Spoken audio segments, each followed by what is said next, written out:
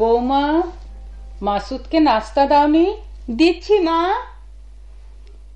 মা, ধারণা আমি ঠিক মতো তোমার দেখাশোনা করছি না। এরকম ধারণা?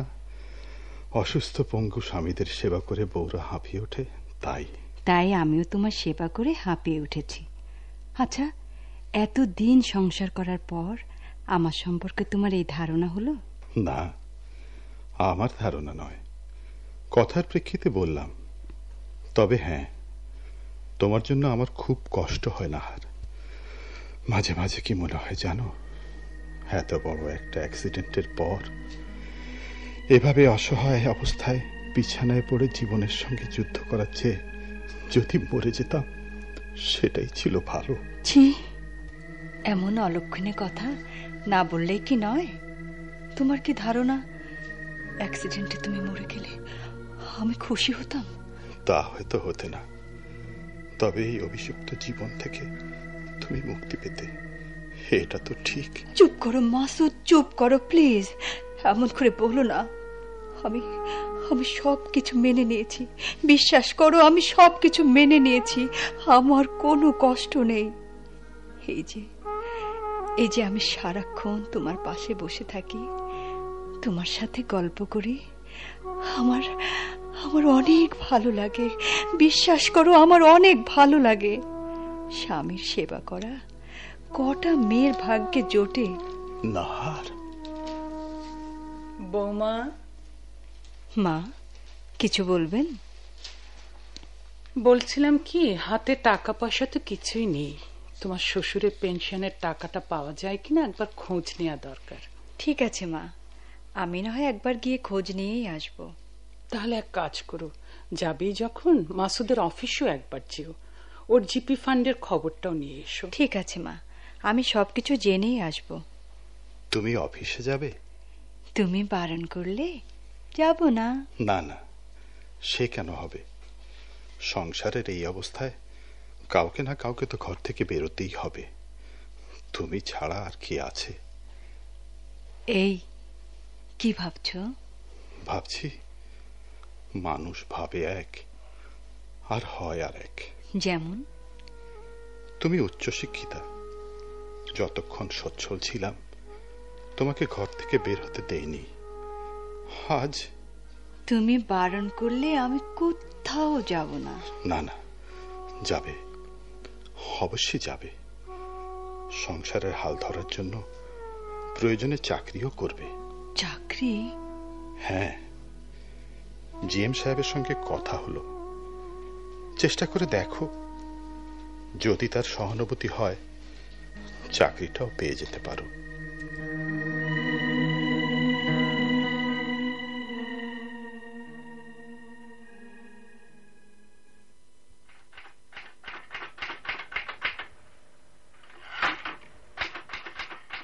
মাসুদ সাহেবের অবস্থা এখন কেমন? অবস্থার কোনো উন্নতি হয়নি স্যার। ডাক্তার বলেছেন মেরুদণ্ডের একটি হাড় সম্পূর্ণ অকেজো হয়ে গেছে। ওটার কোনোদিনও ভালো হবার নয়। ও, তাহলে তো খুবই দুঃখজনক ব্যাপার। জি স্যার। আপনারা মনে হয় সবাই খুব ভেঙে পড়েছেন। ভেঙে পড়াটাই তো স্বাভাবিক স্যার। একমাত্র ওর উপরই নির্ভর করত সংসারের সব দায়িত্ব।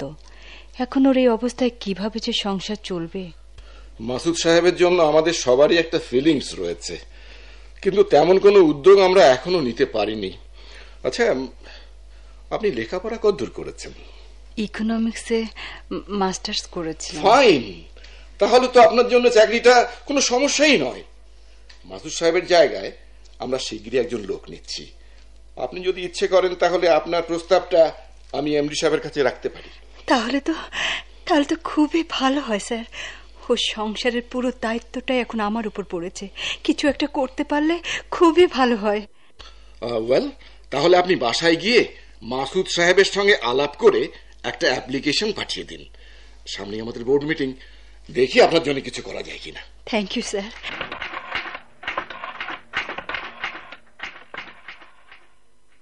মাসুদ, তুই নাকি বৌমাকে চাকরি করতে বলেছিস? আমি বলবো কেন মা, পরিস্থিতি বাধ্য করেছে তোমার বৌমাকে চাকরি করতে। কিন্তু তোদের বংশের মেয়েরা কেউ কোনোদিন চাকরি করেছে যে বৌমা চাকরি করবে? আমাদের বংশের মেয়েরা তো কেউ কোনোদিন কলেজ ইউনিভার্সিটিতে লেখাপড়াই করেনি। আর চাকরি করবে কি? কেন, আমাদের ঋণে লেখাপড়া করছে না? করছে, রিনিও একদিন চাকরি করবে। বুঝতে পেরেছি। বেশি লেখাপড়া জানা বউ বিয়ে করে তুই এখন তোদের বংশের মান সম্মান সমস্ত নষ্ট করতে চাচ্ছিস। তুমি ভুল করছো মা। মেয়েরা চাকরি করলে বংশের কোনো ক্ষতি হয় না।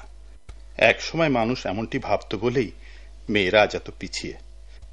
আমার ভাবতে খুব অবাক লাগে মা, মেয়েরা নিজেরাই তাদের কত বড় সর্বনাশ করছে তা হয়তো তারা নিজেরাই জানে না। ওরা লেখাপড়া শিখবে, নিজেরা চাকরি করে কিছু উপার্জন করবে, তবেই না ওরা মাথা তুলে দাঁড়াতে পারবে। কি জানি, তোরা যা ভালো বুঝিস তাই কর। আসসালামু আলাইকুম বিয়ান সাহেব, কেমন আছেন? আরে বেয়াই সাহেব যে, আসুন আসুন, বসুন। মেয়ের কথা মনে পড়লো তাহলে? মনে সবসময়ই পড়ে, কিন্তু নানান ঝামেলায় আসতে পারি না। আপনারা কেমন আছেন? তা জামাই বাবাজির ব্যাপারে আর কোনো ডাক্তারের সাথে আলাপ করেছেন? শুধু শুধু ডাক্তারদের সাথে আলাপ করে কি হবে বেয়াই সাহেব? আপনি তো সবকিছুই শুনেছেন। না মানে বলছিলাম কি, বিদেশে নিয়ে গিয়ে চিকিৎসা করালে? এখানকার ডাক্তাররা সেরকম কোনো আশ্বাস দিলে হয়তো সবকিছু বিক্রি করে আমরা তাই করতাম, কিন্তু সেরকম কোনো আশ্বাসই তো কেউ দিচ্ছে না। তাহলে তো সমস্যাই দেখছি। এখন সবকিছু মেনে নেওয়া ছাড়া আর কোনো উপায় দেখছি না বেয়াই সাহেব। একটা কথা না বলে পারছি না বিয়ান সাহেবা। অবশ্য জামাই বাবাজির যদি কিছু একটা আশা ভরসা থাকতো তাহলে এই কথাটা আমি বলতাম না, কিন্তু এখন দেখতে পাচ্ছি আমার মেয়ের ভবিষ্যৎ একেবারেই অন্ধকার। আপনি এতটা চিন্তা করবেন না, আমরা তো আর অবুঝ নই। ছেলের এই অবস্থা দেখেও আপনার মেয়েকে আমরা ধরে রাখবো সে অধিকার আমাদের কোথায় বলুন? আপনার যখন ইচ্ছা আপনার মেয়েকে আপনি নিয়ে যাবেন, তবে আমাকে 2-1 দিন সময় দেবেন। না না না না, সে তো বটেই। এক্ষুনি আমার মেয়েকে নিয়ে যেতে চাইছি না, তবে কথাটা আপনাকে জানিয়ে রাখলাম আর কি। কিছু মনে করবেন না বিয়ান সাহেবা। বাবা, তোমার খাবার দিয়েছি, খাবে, এসো। তোর শাশুড়ির সাথে কথা বললাম মা। কি কথা বললে? এই তোর ব্যাপারে। এসব কথা কেন বলতে গেলে বাবা? শুধু শুধু এ বাড়ির পরিবেশটা খারাপ করছো কেন? তুই বুঝতে পারছিস না মা, এইভাবে কত কাল তুই এখানে থাকবি বল? বাবা মা হিসাবে আমাদের কি কোনো দায়িত্বই নেই তোর প্রতি? আচ্ছা বাবা, এই অবস্থাটা তোমার জামাইয়ের না হয়ে যদি আমার হতো, তাহলে তখন তুমি কি করতে? তোর এই অবস্থা হলে নিশ্চয়ই এরা চিরদিন তোর বোঝা বয়ে বেড়াতো না। তাই কি বলা যায় বাবা? কত স্বামী তো আছেন, তাদের রুগ্ন স্ত্রীকে নিয়ে সারাটা জীবন কাটিয়ে দিয়েছে। যুক্তির কথা সবসময় খাটে না রে মা। আমি তোর ভালোর জন্যই বলছি রে। একবার ভেবে দেখ তো মা, জীবনের কতগুলো দিন তোর সামনে পড়ে রয়েছে। বাবা, আমি সবকিছু মেনে নিয়েছি, প্লিজ এসব কথা তুমি আর এ বাড়িতে বলবে না, প্লিজ। হ্যাঁ বাবা, হ্যাঁ।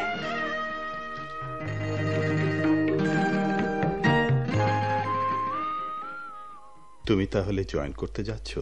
তুমি যদি অনুমতি করো। এমন ভাবে কথা বলছো যেন তুমি একটা সাংঘাতিক কিছু করতে যাচ্ছ। না মানে, মার অমতে চাকরি করতে যাচ্ছি তো, তাই খুব খারাপ লাগছে। মার কথা ছেড়ে দাও, সব মারাই ওরকম। ছেলের বউ ঘর থেকে বের হোক এটা তারা চান না। অবশ্য দিন পাল্টে যাচ্ছে আস্তে আস্তে। তুমি দোয়া করো মাকে যেন খুশি করতে পারি। সেজন্য তোমাকে ভাবতে হবে না, আমি তো রয়েছি। তুমি যাও, আজকেই জয়েন করে এসো।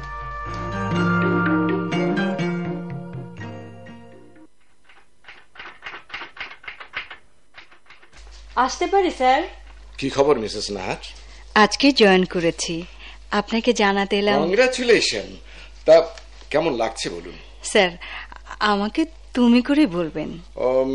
সেটা কি ঠিক হবে? জুনিয়র হিসেবে আমাকে আপনি তুমি বলতে পারেন sir. Well, as you like. তোমার প্রতি আমার আন্তরিক শুভেচ্ছা থাকবে। শোনো, কোনো অসুবিধা হলে আমাকে বলবে, কেমন? জি।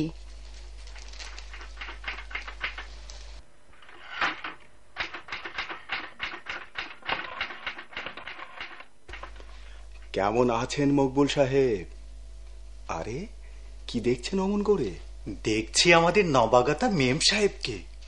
এইমাত্র জিএম সাহেবের রুম থেকে বেরিয়ে গেলেন। আরে ভাই, আপনি দেখছি কিছুই জানেন না। চাকরিটা তো স্যারের সুপারিশই হয়েছে। ও তাই বলুন। সুন্দর মুখের জয় সব ক্ষেত্রেই হয়, বুঝেছেন? বুঝলাম ব্রাদার। তা শুনেছি আমাদের মাসুদ সাহেবের মেসেজ নাকি? হ্যাঁ তাই। বেচারার কথা মনে হলে সত্যি খুব কষ্ট লাগে মনে। শেষ পর্যন্ত তা জিএম সাহেব চাকরিটা দেবার জন্য হঠাৎ এত উতলা হয়ে উঠেছিলেন কেন বলুন তো? কি করে জানবো? ভীষণ চাপা স্বভাবের লোক। ওরকম লোক সম্বন্ধে কিছু জানা খুব মুশকিল। তবে সময়ে জানা যাবে সবকিছু। তা চলুন না, ম্যাডামের সাথে আলাপ করে আসি একদিন। তাই চলুন।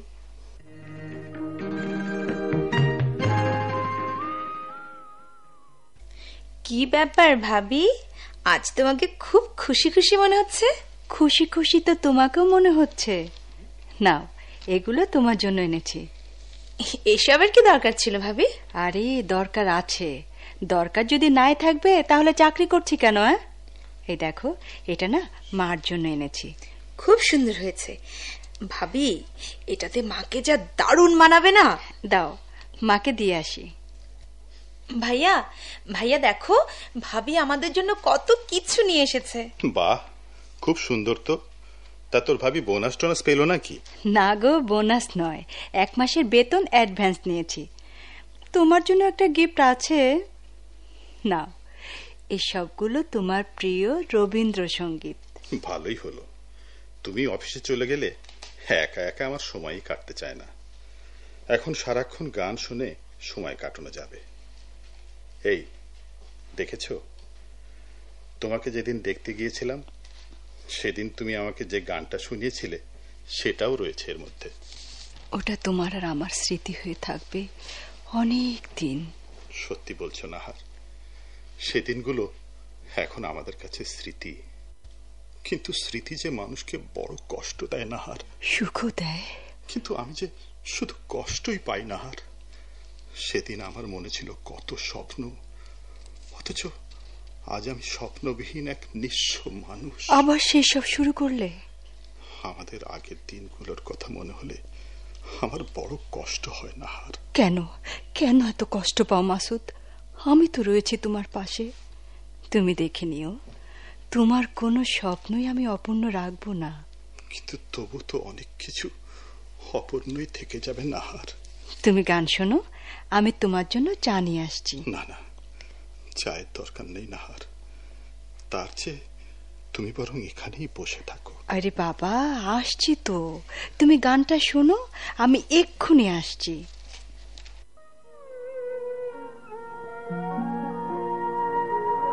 তোমার দ্বারে কেন আসি, ভুলে যে যাই, কতই কি চাই। দিনের শেষে ঘরে সে লজ্জা যে পাই। তোমার দ্বারে কেন আসি, ভুলে যে যাই, কতই কি চাই। দিনের শেষে ঘরে সে লজ্জা যে পাই। তোমার দ্বারে কেন আসি, ভুলে যে যাই।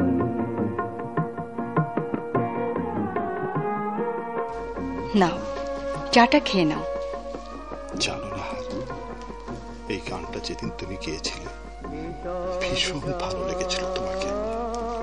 আমার বড় স্বাদ ছিল তুমি অনেক বড় একজন শিল্পী হবে, কিন্তু আমার সব স্বাদ। তোমার যদি ভালো লাগে, আমি একটা হারমোনিয়াম কিনে তোমাকে রোজ একটা করে গান শোনাবো।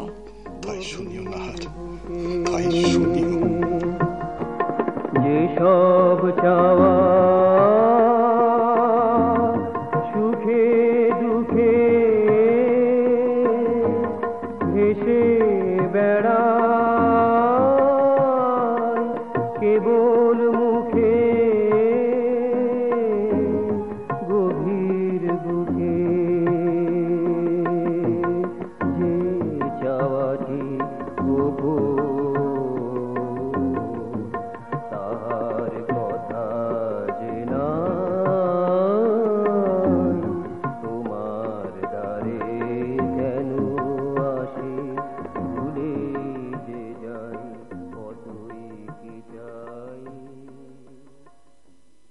কি ব্যাপার, লিপস্টিকটা পাচ্ছি না কেন? ওহো, এখানেই তো রেখেছিলাম। রিনি, আয় রিনি। আসছি ভাবি। রিনি, আমার লিপস্টিকটা দেখেছো? এই নাও ভাবি, তোমাকে আজ যা মানিয়েছে না। এই, দুষ্টুমি করবে না। দুষ্টুমি নয় ভাবি, আমি সত্যি বলছি। তোমাকে তোমাকে কেমন লাগছে আমি বলবো? বলো দেখি। ঠিক টেলিভিশনের নাটকে দেখা চাকরি করা মেয়েদের মতো। তা তুমিও চাকরি করবে নাকি? করব না মানে? তোমাকে দেখে যা লোভ হচ্ছে না ভাবি, ইচ্ছে হচ্ছে এক্ষুনি আমি একটা চাকরি নিয়ে ফেলি। আচ্ছা ঠিক আছে, ঠিক আছে, মন দিয়ে লেখাপড়া করো, তোমাকেও একটা চাকরি পাইয়ে দেব। ঠিক আছে, এবার আসি। স্যার, আমাকে ডেকেছিলেন? বসো। কাকলি এন্টারপ্রাইজের ব্যাপারে তোমার সঙ্গে একটু আলাপ আছে। সেই টেন্ডারের ব্যাপারে? রাইট। আমি এখানে এসে জয়েন করার পর থেকেই লক্ষ্য করছি বড় বড় সব টেন্ডারগুলো ওরাই একচেটিয়া ভোগ করছে। এটা কোনো ক্রমেই ঠিক হচ্ছে না। স্যার, আপনি রেকর্ডপত্র ভালো করে চেক করে দেখেছেন? দেখেছি। একটা বড় রকমের অনিয়ম আমার কাছে ধরা পড়েছে। তাই আমি ঠিক করেছি টেন্ডারের ফাইলটা এখন থেকে তুমিই ডিল করবে। কিন্তু sir, is there any problem?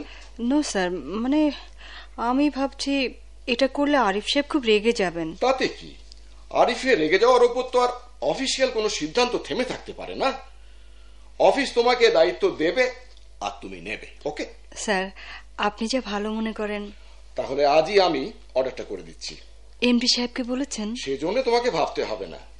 তোমার সম্বন্ধে এমডি সাহেবের খুব ভালো ধারণা রয়েছে। জানি স্যার। জানো? জি স্যার, সবই তো আপনার জন্য। I wish you good luck and bright future in this office, okay? Thank you sir. কি ব্যাপার আরিফ সাহেব, কি শুনছি এসব? অফিসের সব দায় দায়িত্ব নাকি ওই মিস নাহারের কাছে চলে যাচ্ছে? আরে সাহেব, মিস নয়, মিসেস। ওই হলো, স্বামী থেকেও যার নেই তাকে মিস বলতে আপত্তি কোথায়? তা কি ব্যাপার, অর্ডারটা নাকি হয়ে যাচ্ছে? আরে ভাই, হচ্ছে কি, অলরেডি হয়ে গেছে। কাল থেকে আমি আর এই চেয়ারে নেই। আপনি সবকিছু নীরবে মেনে নিলেন? না নিয়ে কি করব বলুন? ওই যে সেদিন আপনাকে বললাম সুন্দর মুখের। আমি কিন্তু ভাই সেদিনই ব্যাপারটা বুঝেছিলাম। তা না হলে এই বাজারে কেউ কাউকে দেখে চাকরি দেয়? ওই মাসুদ সাহেবের জন্য যেন দরটা একেবারে উতলে উঠেছিল। এখন কি করা যায় তাই বলুন, এই অপমান সহ্য করার মতো নয়। এক কাজ করুন, বলুন। মাসুদ সাহেবের বাসায় গিয়ে ব্যাপারটা জানিয়ে আসুন। তাতে কি কোনো লাভ হবে? আরে ভাই, আপনি দেখছি কিছুই বোঝেন না। ওই যে রাতারাতি মহিলার ভাগ্য খুলে গেল, এইসব একটু ভালো করে বুঝিয়ে বলবেন। মানে একটু বুদ্ধি খাটাতে হবে, বুঝলেন? বুঝলাম। তাহলে যান, আর দেরি করবেন না, ডোজটা একটু ভালো করে দেবেন, বুঝলেন?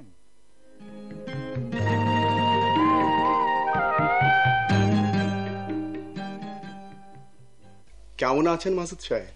আরে আরিফ সাহেব, আপনি?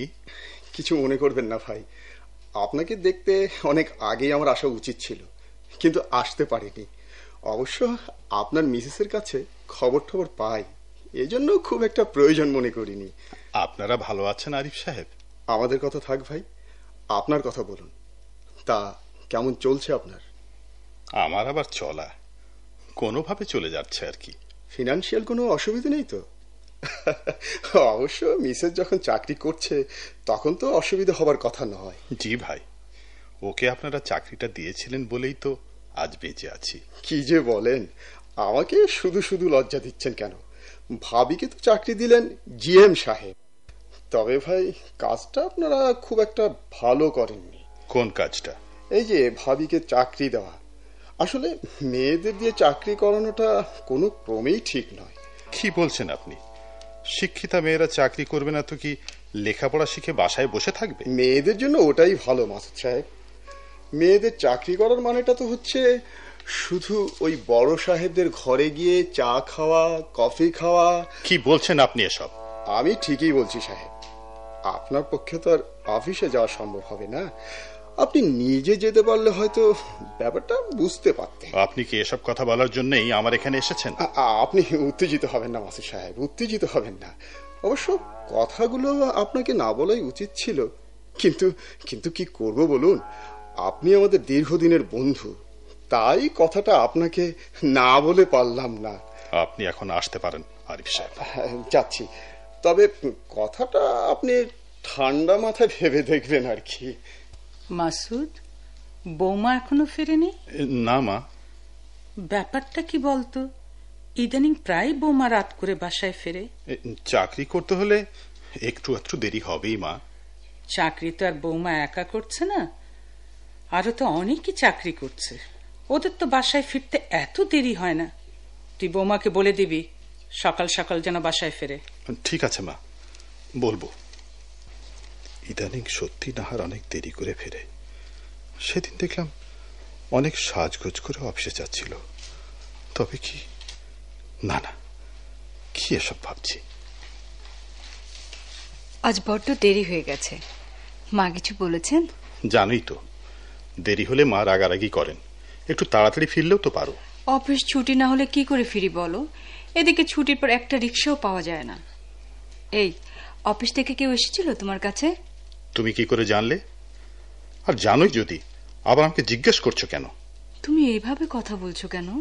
কিভাবে কথা বললাম? অফিস থেকে কে এলো, কি বলে গেল, সেটা তুমি আমাকে বলবে না? অফিসের কে এসে আমাকে কি বলে গেল সেসব নিয়ে আমি তোমার সাথে ঝগড়া করতে চাই না নাহার। তুমি এখন খুব ক্লান্ত, যাও হাত মুখ ধুয়ে বিশ্রাম করো।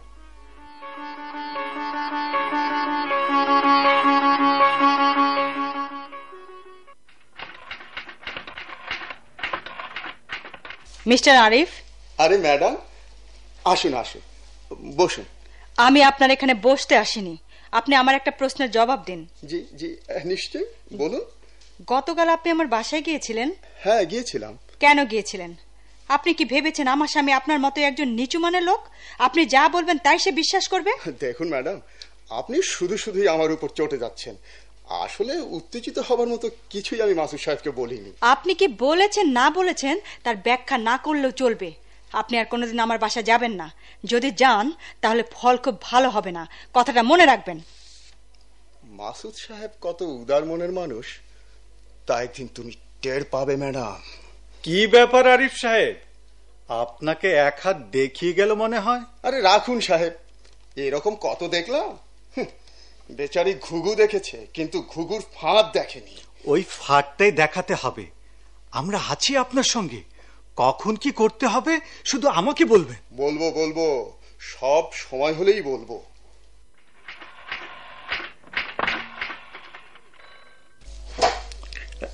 আসতে পারি? ইয়েস। আরে রাহান, তুমি? আরে আমারও তো একই প্রশ্ন। তুমি এখানে কতদিন? তা ধরো প্রায় 1 বছর। কিন্তু তুমি এখানে কি জন্য? আমি তোমার কাছেই এসেছি নাহার। আমার কাছে? হ্যাঁ, আমি কাকলি এন্টারপ্রাইজের কমার্শিয়াল ম্যানেজার। ও তাই বলো, এবার বুঝতে পেরেছি। আমাদের ব্যাপারটা এতদিন তোমাদের ওই আরিফ সাহেবই দেখাশোনা করতেন। শুনলাম এখন থেকে নাকি তুমি দেখবে। ঠিকই শুনেছ, এই তো কিছুদিন হলো অর্ডার হয়েছে। তাহলে ভালোই হলো। যাকে এবার তোমার খবর কি বলো? আমার খবর পরে শুনো, আগে তোমার খবর বলো। বিলকিস কেমন আছে? বিলকিসের কোনো খবর আমি জানি না। তার মানে কি বলছো এসব? ঠিকই বলছি নাহার, এসব কথা না হয় পরে হবে। অফিসিয়াল ডিসকাশনটা আগে সেরে নেই।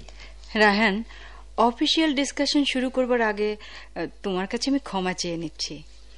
কেন নাহার, তোমাকে এখানে দেখে আমি যে ভীষণ খুশি হয়েছি। না রাহান, আরিফ সাহেব থাকলে বোধহয় কাজটা পেতে তোমাদের সুবিধে হতো। তাই তুমি তাহলে কাকলি এন্টারপ্রাইজের জন্য কিছুই করতে পারছো না? আমার খুব খারাপ লাগছে রাহান, অনেকদিন পর তোমার সাথে দেখা হলো, অথচ আমি হয়তো তোমার জন্য কিছুই করতে পারবো না। কারণ আমাদের অফিস চাচ্ছে না এই কাজটা কাকলি এন্টারপ্রাইজের হাতে যাক। তার জন্য দুঃখ করছো কেন? ব্যাপারটা তোমারও ব্যক্তিগত নয়, আমারও নয়, তাই এতে কারো কিছু মনে করার নেই। ব্যাপারটা তুমি এভাবে নিতে পেরেছো দেখে আমি ভীষণ খুশি হয়েছি। রাহান, এখন কি খাবে তুমি বলো? আজ বরং আমি উঠি, না, বুঝতেই তো পারছো ব্যাপারটা নিয়ে আমার অফিস খুব চিন্তিত, তাই তাড়াতাড়ি একটা ডিসিশনে আসতে হবে। আবার আসছো তো? হ্যাঁ, আসতে তো আমাকে হবেই নাহার। তোমার সাথে যোগাযোগ হলো, না এসে কি পারি? এসো।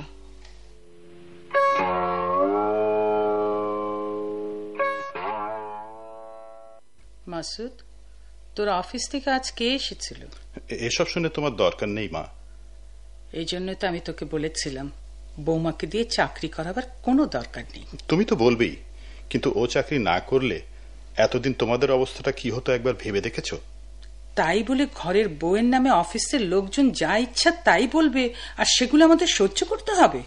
আমি যখন সহ্য করতে পারছি, আর তুমি পারবে না? না, তুই সহ্য করতে পারলেও আমি এসব সহ্য করব না। আমি আজই বৌমাকে জিজ্ঞাসা করব। মা প্লিজ, এসব নিয়ে তোমার কিছু বলার দরকার নেই। প্রয়োজন হলে আমি নিজেই বলবো। মা। কিরে রিনি, তুই কখন ফিরলি? এই তো কিছুক্ষণ হলো। মা, এদিকে একটু এসো তো, কথা আছে। কি কথা বল? আগে কথা দাও, এসব কথা ভাইয়াকে বলবে না। আহ, কি কথা আগে বল না। আমি মৌচাক রেলগেটের ওখান দিয়ে আসছিলাম, দেখি ভাবির সঙ্গে আর একজন লোক, অফিসের সেই বস। লোকটা গাড়ির ভেতরে, আর ভাবি বাইরে দাঁড়িয়ে কথা বলছে। তুই ঠিক বলছিস তো? তবে কি আমি মিথ্যে কথা বলছি নাকি মা? বুঝতে পেরেছি, এখন আমি সব বুঝতে পারছি। তাই তো বলি রোজ রোজ দেরি করে বাসায় ফেরা।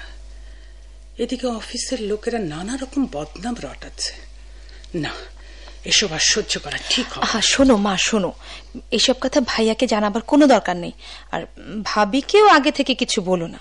তোকে আর মাতবরি করতে হবে না, আমি অনেক সহ্য করেছি, কিন্তু আর না। আহা মা, তুমি চুপ করো তো।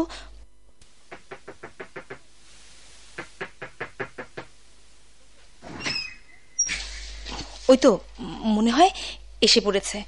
তুই ভেতরে যা, আমি দেখছি। আচ্ছা। তোমার ফিরতে এত দেরি হলো কেন? অফিসে একটু কাজ ছিল মা।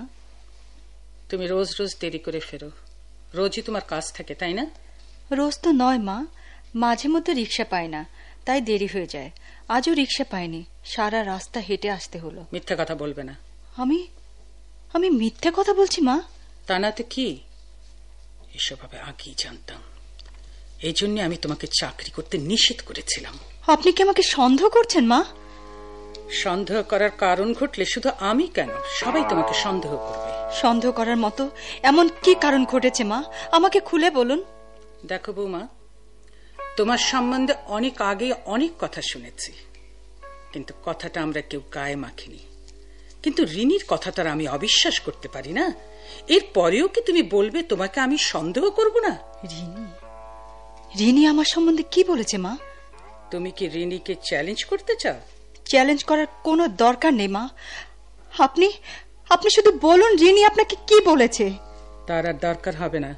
তুমি মাসুদের ঘরে যাও, মাসুদ তোমার সাথে কথা বলবে। এই শোনো মা, সব কি বলছেন? কি ব্যাপার, তুমি কোনো কথা বলছো না কেন? আমাকে কি বলতে হবে? কদিন ধরে লক্ষ্য করছি তোমরা সবাই যেন কেমন হয়ে যাচ্ছ। আমার সাথে ভালো করে কথা বলছো না তুমি। আজ মা আমাকে যা ইচ্ছে তাই বললেন, এর জন্য কি আমি বাড়িতে পড়ে আছি? পড়ে আছো মানে? হ্যাঁ, পড়েই তো আছো, কিন্তু কেন? শুধু শুধু এ বাড়িতে পড়ে থাকবার দরকারটা কি শুনি? এ বাড়ির কেউ তো তোমাকে আটকে রাখেনি। এ কথা তুমি বলতে পারলে? তোমার কথাটা তোমাকেই ফিরিয়ে দিলাম নাহার। একজন অসুস্থ মানুষের নাম করে তুমি এ বাড়িতে থাকবে আর খেয়াল খুশি মতন যা ইচ্ছা তাই করে বেড়াবে, তা তো হতে পারে না। কি বললে? এতদিন বিশ্বাস করিনি নাহার। আমার একজন শুভাকাঙ্ক্ষী, একসময়ের কলিগ মিস্টার আরিফ সাহেবকে একদিন আমি এই বাড়ি থেকে তাড়িয়ে দিয়েছিলাম। General manager mister Shafiq Chowdhury যে এতটা নিচে নামতে পারে সেদিন আমি বিশ্বাস করিনি। জিএম সাহেবকে বকছো কেন?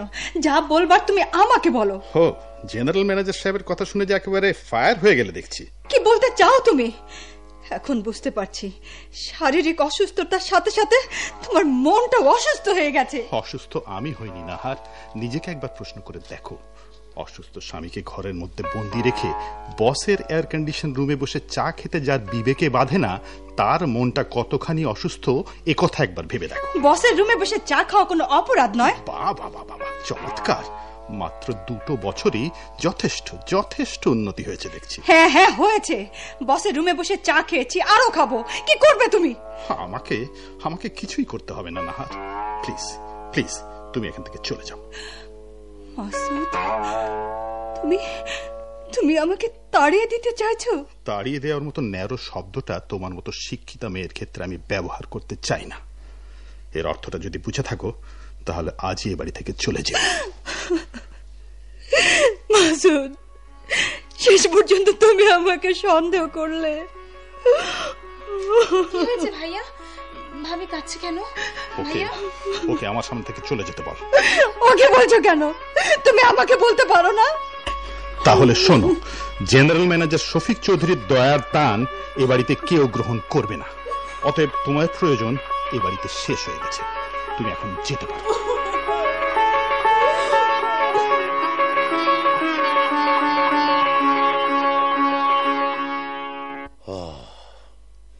নাহার, তুই তাহলে চলেই এলি মা?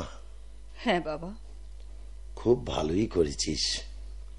ওদেরকে ভালো করে বলে টলে এসেছিস তো? আমাকে এখন কিছু জিজ্ঞেস করো না বাবা, এই মুহূর্তে আমি কিছুই বলতে পারবো না। ঠিক আছে মা, ঠিক আছে, তোকে কিচ্ছু বলতে হবে না। যা, ভেতরে গিয়ে তোর মার সাথে তুই দেখা করে আয়।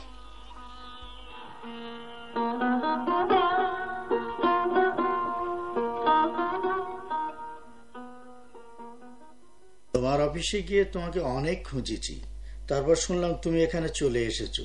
কি ব্যাপার? কবে এসেছো এখানে? এই তো কদিন হলো। ভালোই করেছো। ওই বাড়িতে থেকে তোমার জীবনটা এভাবে নষ্ট করা কোনো মানেই হয় না। তো অফিসে যাচ্ছ না কেন? ভাবছি চাকরিটা আমি ছেড়েই দেব। ছেড়ে দেবে কেন? কারো অনুগ্রহ দেয়া চাকরি আমি আর করব না। ঠিকই বলেছ, ওটা ছিল তোমার হাজবেন্ডের জায়গায় ওদের দেওয়া একটা অফার। ওখান থেকে যখন চলেই আসছো তখন ওই চাকরিটা না করাই তোমার জন্য ভালো। তুমি বরং অন্য কোথাও একটা চাকরি নিয়ে চলে যাও। তাই নেব। আমাদের অফিসে চেষ্টা করলে হয়তো হতে পারে। যদি বলো একবার চেষ্টা করে দেখতে পারি। অফিস ছোট হলেও বেতন মন্দ নয়, ভালোই। এবার চাকরিটা আমাকে একটু দেখে শুনে নিতে হবে রায়হান। উইমেন অ্যাফেয়ার্স থেকে একটা বিজ্ঞপ্তি দিয়েছে, ভাবছি ওখানে একটা দরখাস্ত করব। পিএসসির মাধ্যমে পরীক্ষা দিতে হবে, পরীক্ষা ভালো হলে হয়তো চাকরিটা হতেও পারে। ঠিক আছে, ওটাই দেখো। তাহলে এবার চলো একটু বাইরে থেকে ঘুরে আসি। রায়হান, আমাকে কোথাও যেতে বলো না। এই মুহূর্তে আমার মনটা মোটেও ভালো নেই। আমার উপর আস্থা রাখতে পারছো না, তাই না? রায়হান প্লিজ, তোমাকে তো বললাম আমার মন মানসিকতা মোটেও ভালো নেই। তুমি এখন যাও প্লিজ। আচ্ছা আচ্ছা, ঠিক আছে।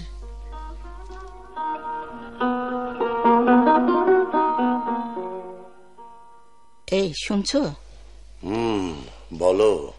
সেদিন নাহারের কাছে যে ছেলেটা এসেছিল, ওরা একই সাথে লেখাপড়া করত।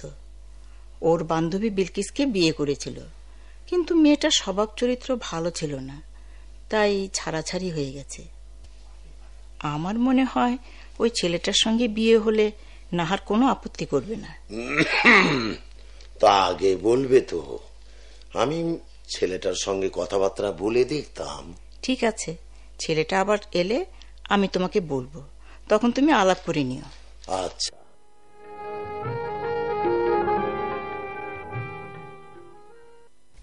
ভাইয়া, তোমার অফিসের সেই বস এসেছেন।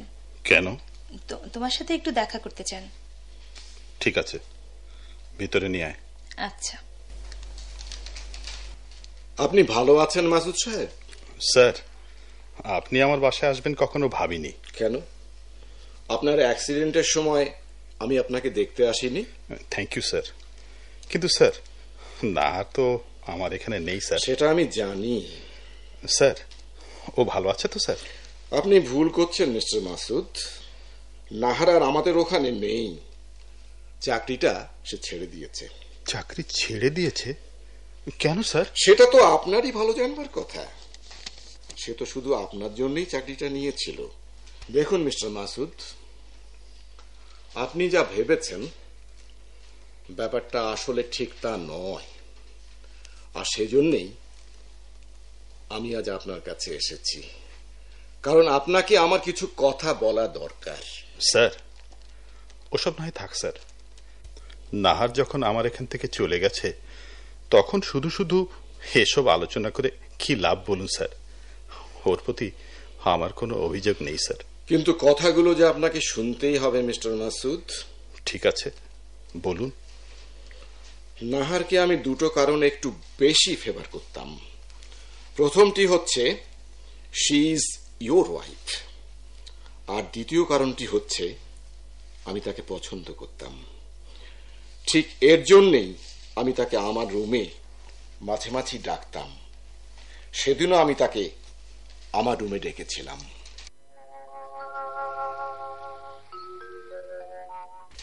স্যার, আসবো? আরে এসো এসো। এখনো আমার কাছে আসতে তোমার পারমিশন লাগবে নাকি? অফিসিয়াল একটা সিস্টেম আছে না স্যার? ও হ্যাঁ হ্যাঁ হ্যাঁ, সে তো বটেই। তা কি খবর? আরিফকে খুব ভয় করছো না? আপনি যেখানে রয়েছেন সেখানে আরিফ আমার কোনো ক্ষতি করতে পারবে না স্যার। এরকম সাহসী না হলে কি চলে?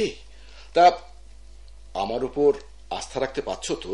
কি যে বলেন স্যার, আপনি আমার জন্য এত কিছু করেছেন। কেন আমি তোমাকে এতটা পছন্দ করি সেটা জানো? কেন স্যার? তোমাকে আমার ভীষণ ভালো লাগে। Thank you sir. দেখো, কিছু যদি মনে না করো, চলো না কোথাও বেরিয়ে আসি। স্যার, ঠিক আছে ঠিক আছে, তোমার যদি কোনো আপত্তি থাকে। স্যার, আমি আমি আসলে কারোর সঙ্গে বেড়াতে গিয়ে অভ্যস্ত নই। আচ্ছা আচ্ছা, ঠিক আছে, তাহলে চলো কাছেই কোনো রেস্টুরেন্টে। সরি স্যার, আমি এখন আসি। শোনো, তুমি কি কিছু মাইন্ড করলে? আপনার সাথে কথা বলতে আমার লজ্জা হচ্ছে। তুমি আমাকে ভুল বুঝো না নাহার, প্লিজ। এটাকে আপনি ভুল বোঝাবুঝি বলছেন? এসবের জন্য কি আপনি আমাকে চাকরি দিয়েছিলেন?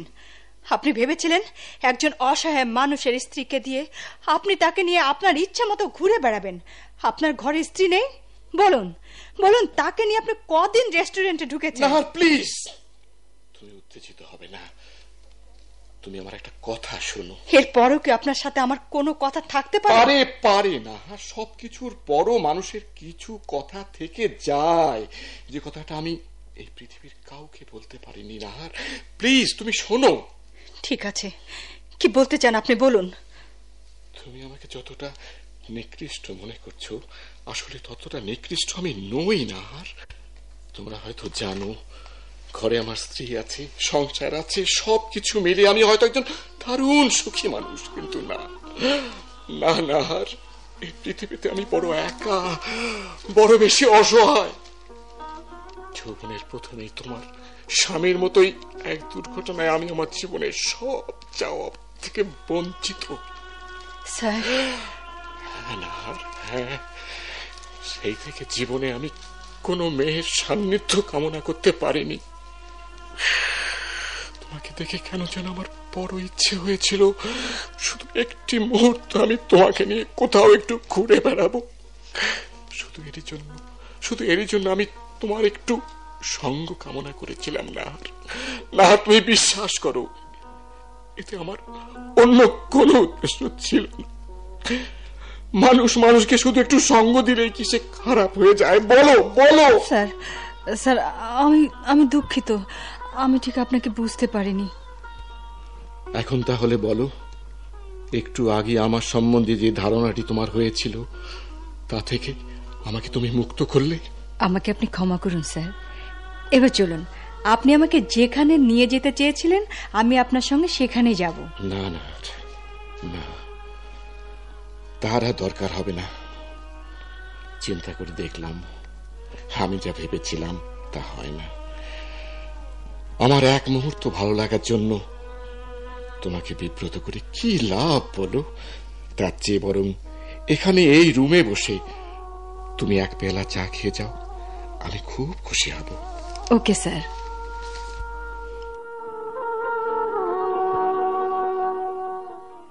সেই থেকে আমি আর কখনো ওকে আমার রুমে ডাকিনি, কিন্তু একদিন হঠাৎ করে ওর সাথে আমার দেখা হয়ে গেল।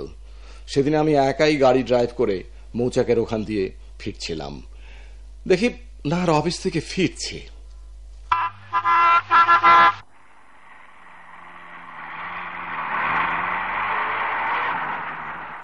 স্যার আপনি? এদিকেই এসেছিলাম, বাসায় ফিরছি। তা তুমি এভাবে হেঁটে আসছো যে? রিক্সা পাইনি স্যার। কি সাংঘাতিক, এত দূর হেঁটেই এলে? কি করব স্যার, অফিস ছুটির পর একটা রিক্সাও পাওয়া যায় না। কই, এসব কথা তো তুমি আমাকে কখনো বলনি। বললে কি হতো স্যার? আর কিছু না হোক অন্তত তোমার আসা যাওয়ার জন্য আমি একটা ব্যবস্থা করতে পারতাম। স্যার, এমনিতেই আপনাকে নিয়ে আমাকে অনেক কথা শুনতে হয়, তার উপর আবার সব কথা গায়ে মাখলে চলে না নাহার। হ্যাঁ, আমি সাত্তার সাহেবকে বলে দেবো তোমার আসা যাওয়ার একটা ব্যবস্থা করে দেবে, ঠিক আছে? Thank you sir. এবার তাহলে চলো, তোমাকে বাসায় পৌঁছে দিই। কি ভাবছো, তোমার বাসা থেকে কিছু মাইন্ড করবে? না স্যার, সেটা নয়, ভাবছি আমি তো প্রায় এসেই গেছি, শুধু শুধু। আচ্ছা ঠিক আছে, এসো তাহলে। ঠিক এর পরদিনই নাহার তার রেজিগনেশন লেটার নিয়ে অফিসে এলো। আমি সব বুঝতে পেরেছি স্যার। নাহারের চাকরি ছেড়ে দেওয়ার জন্য আমি নিজেই দায়ী। আপনি যে কারণে ওকে ভুল বুঝেছেন, এসবের জন্য আমি দায়ী মিস্টার মাসুদ। একটা কথা বলবো স্যার? বলুন। স্যার, আপনার সঙ্গে দীর্ঘদিন কাজ করেছি, অথচ আপনার মধ্যে এত বড় একটা বেদনার পাহাড় লুকিয়েছিল আমরা তা কেউ কোনোদিন জানতে পারিনি।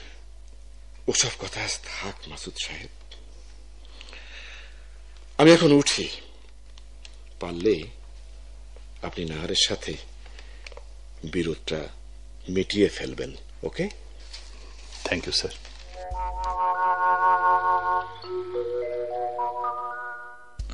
ভাইয়া, এসবের জন্য আমি দায়ী ভাইয়া। ভালোই হয়েছে, এখন থেকে আর কারোর জন্য তোদেরকে ভাবতে হবে না ভাইয়া, কারোর জন্য মাথা ঘামাতে হবে না। আমার সবচাইতে বড় কষ্ট কি জানিস? যে তোদের জন্য এত কিছু করতে চেয়েছিল, আর তার কথাটা তোরা একটি বারও ভাবলি না। ভাইয়া বিশ্বাস করো ভাইয়া, এমনটি হবে আমি তা চাইনি। মাকে আমি নিষেধ করেছিলাম তোমাকে কথাটা জানাতে, ভাবিকেও আমি কথাটা জানাতে চাইনি ভাইয়া। এই সবের জন্য মাই দায়ী ভাইয়া, মাই দায়ী। আমি বলি কি, আমরা গিয়ে বৌমাকে আবার ফিরিয়ে নিয়ে আসি। থাক মা, থাক। আমার এই অভিশপ্ত জীবনের সাথে ওকে আর নাই বা জড়ালে।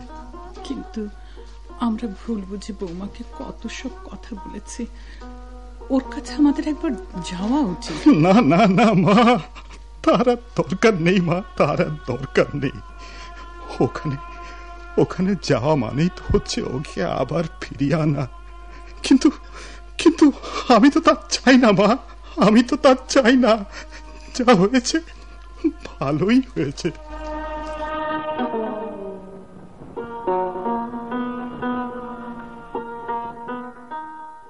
তুমি কোনো সিদ্ধান্ত নিয়েছো? সিদ্ধান্ত মানে? কেন, তোমার বাবা তোমাকে কিছু বলেনি? কই না তো। তোমার বাবা মা দুজনের সঙ্গে আমার কথা হয়েছে, ওনারা কেউ চান না তুমি আর ও বাড়িতে ফিরে যাও। তোমাকে আমার একটা কথা বলা দরকার রায়হান। বেশ, বলো। আমি মাসুদের ওখান থেকে চলে এসেছি ঠিকই, কিন্তু আমার এই চলে আসার প্রেক্ষিতে বাবা মা এবং তুমি নিজে যা ভাবছো সেরকম কোনো ইচ্ছে আমার নেই। যদি থাকতো তাহলে নিশ্চয়ই এতদিন তা তুমি বুঝতে পারতে। বুঝতে পেরেছি নাহার, তুমি ঠিক আমার সহ্য করতে পারছো না। রায়হান প্লিজ, ব্যাপারটা তুমি বুঝতে চেষ্টা করো। একজন অসহায় মানুষকে অভিমানের মুহূর্তে ফেলে আসা যতটা সহজ, তাকে মন থেকে মুছে ফেলা ততটা সহজ নয়। ঠিক আছে নাহার, আমি তাহলে আসি। এসো। কাজটা তুই ভালো করলি না মা। কোন কাজটা মা?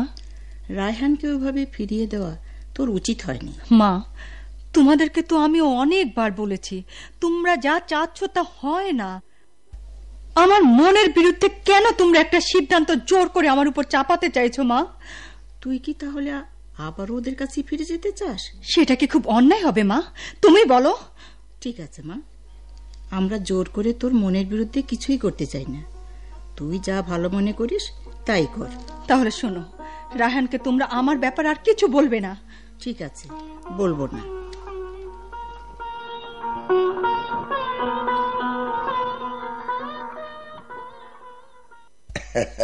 সালাম আলাইকুম বিয়ান সাহেবা, কেমন আছেন?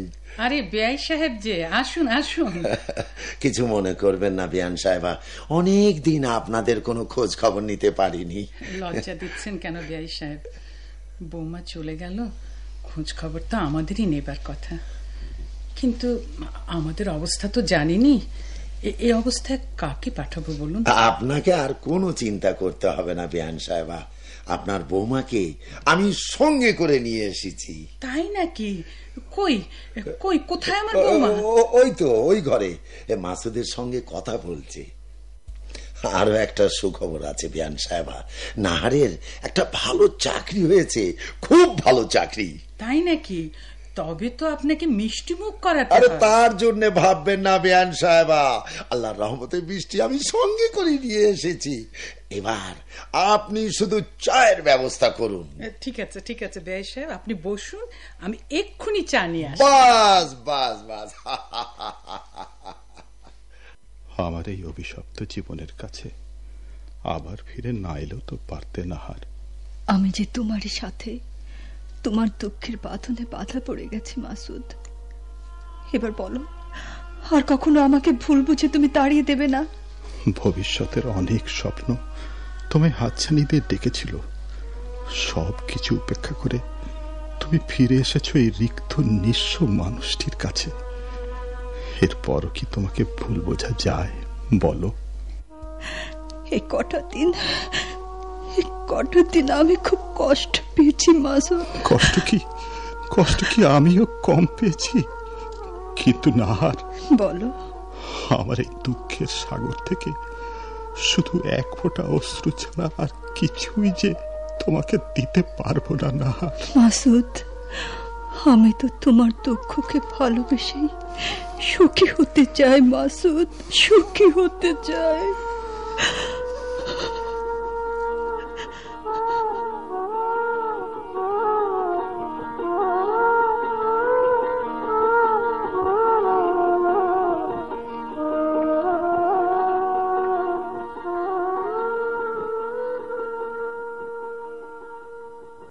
এতক্ষণ মোহাম্মদ ইয়াসিন রচিত অশ্রু ভেজা সুখ নাটকের অভিনয় শুনলেন। এতে বিভিন্ন চরিত্রে অভিনয় করেছেন শাশুড়ি মাসুদা শরফুদ্দিন, নাহার সবিতা দেয়ানজি, মাসুদ আলফাজ আহমেদ, জিএম আবুল বজল তুলিফ, নাহারের বাবা মঞ্জুর হোসেন, মকবুল মতিউর রহমান জসিম, আরিফ শরফুদ্দিন আহমেদ খোকা, রিনি রীতা ব্যানার্জি, রায়হান আলী কাউসার, নাহারের মা পিয়ারি বেগম। শব্দগ্রহণে মোহাম্মদ ইমদাদুল হক, সম্পাদনায় মাহবুবুর রহমান। নাটকটি প্রযোজনা করেছেন আলী মনসুর।